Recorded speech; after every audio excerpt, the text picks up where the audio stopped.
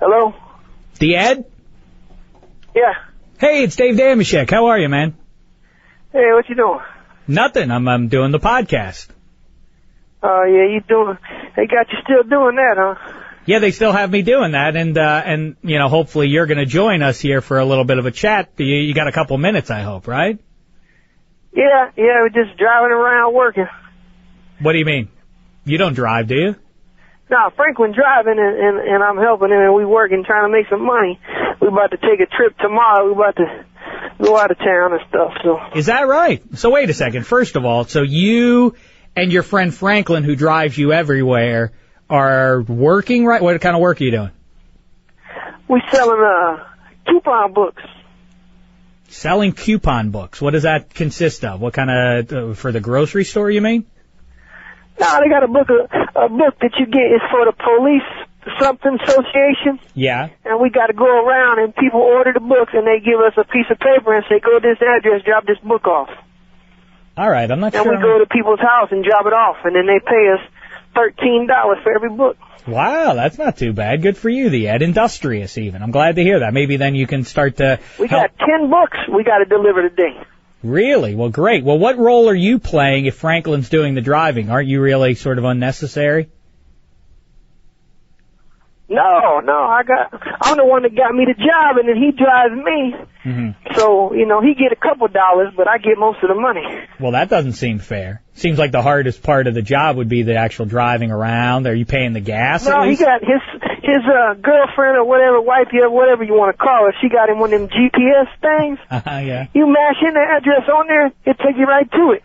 All it say, lady, go, turn left here, turn right, go up the street. Sounds like a sort of a cranky GPS, if that's how it talks. I don't know. I mean, it's just a voice on there. And something to do. But again, though, what is the? So again, what are you bringing to the equation? I'm bringing the coupon books over to the people's house. No, I get it. But if Franklin's doing the driving, and are you paying at least for the gas in the car? No, you got a full tank. Yeah, no, well, but once it gets low. Anyway, so and you're only giving him a couple of bucks. Why is Franklin, it sounds frankly like you're taking advantage of Franklin.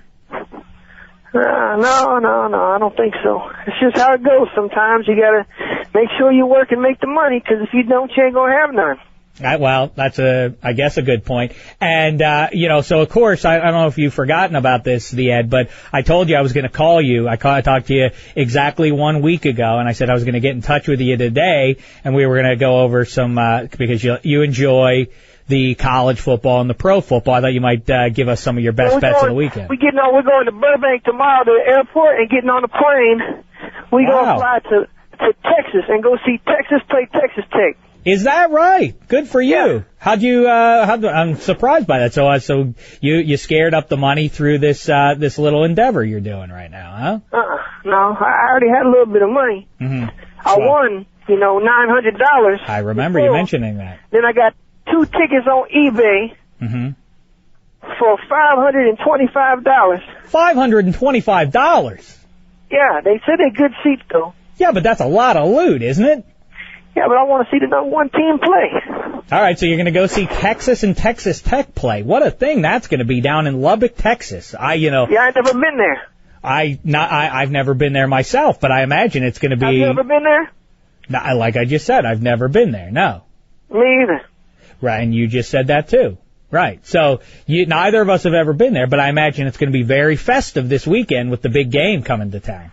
They talking about it. They talking about it's going to be a big time. So yeah, I would think so. I'm hoping. Well, Texas is giving 3.5 in that game going into Tech. How do you see that one going? I'm gonna pick Texas Tech 43-34. Wow. Really? So the Texas Longhorn defense isn't going to be able to slow them up very much, huh? I mean, they're going to let them get 43 at least. At least now. Okay. All right. Well, wow. That's an interesting thing. So Lubbock, Texas, I obviously have a fondness for it because I went to Indiana University during the time that Coach Bob Knight was making that into a great program. And then I sort of, I guess, rooted for Texas Tech over the last several years when he took over the program there. Yeah, He'll probably come back coaching. You think he will, huh? Yeah, that one guy at Arizona just quit. He'll probably take that job. You think so? You think he's going to replace Lute Olson? I don't know. No, he won't replace him because they already got another coach. Oh, yeah, but you think not this season, but next then? I don't know. They might as well. They ain't got nobody else to hire. So your prediction is Coach Bob Knight will take over at Arizona. Yeah, I'll put money on that. Really? You're going to put money on it? Yeah. All right, good. How much are you going to bet?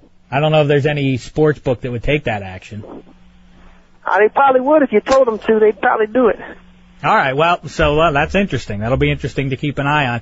What do you think about the other big game this weekend, the game I'd love to be attending just once in my life? I'd love to go and see the outdoor cocktail party in Jacksonville, Florida, and Georgia. Florida's given 5.5. How do you see that one going? I'll take Florida 36-24.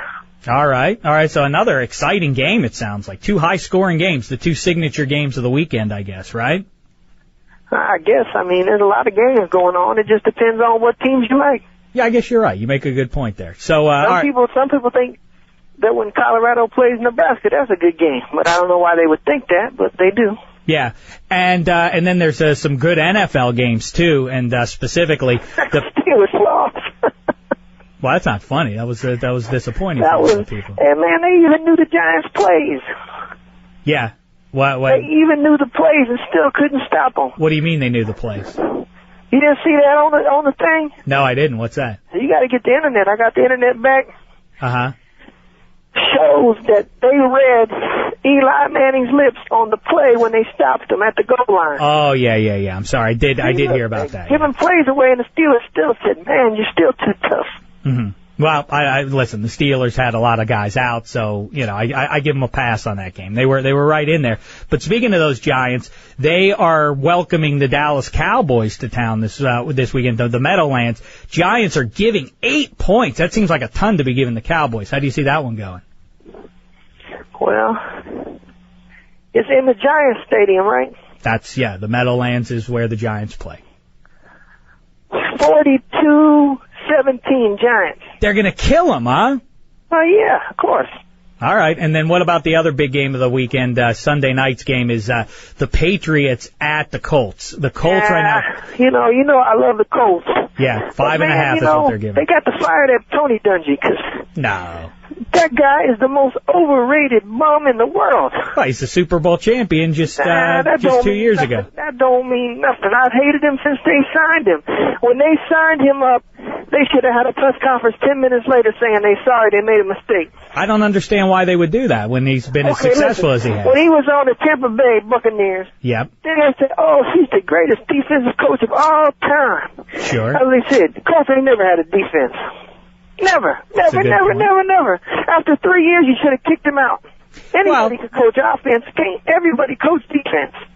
Well, listen, didn't Tony Dungy do a good enough job to get him over the hump and win a Super Bowl 2 years ago? Peyton Manning did all that. He called all the plays. He did everything. Sorry. Tony Dungy, if you look at him, he stands on the sidelines looking like a nut. Looking like a nut? Arms crossed. Yeah. He's just standing there. Well, what should he be doing? He don't even wear a headset. Well, that's not true. He sometimes wears a headset. I don't think it's plugged in. Oh.